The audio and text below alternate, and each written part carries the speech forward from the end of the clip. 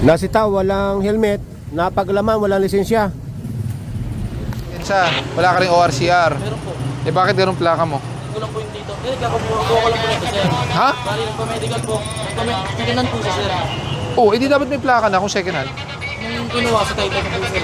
Sa? Sa Taytay. Bali, paparin po sa... Hindi. Nagpaano pa lang ako, sir, eh. Kahit sa Taytay pa kinuha yan, may plaka na dapat yan. Hindi naman yan brand new lumabas, di ba? Oh, ba't walang plaka? Wala. Pati nga yung RCR. Pero wala kang lisensya, may impound yan.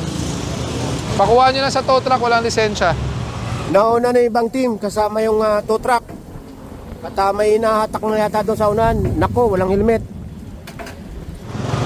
Expired. 2020 pa to. Oh, wala. Expired din. Hindi naman pwedeng ganun. 2020 pa expired. 2025 na. 5 taon mo nang ginagamit ng expired ng papel. Wala tayong mga... bago mo binili dapat rehistrado yan. Hindi ka bumibili ng motor na hindi rehistrado.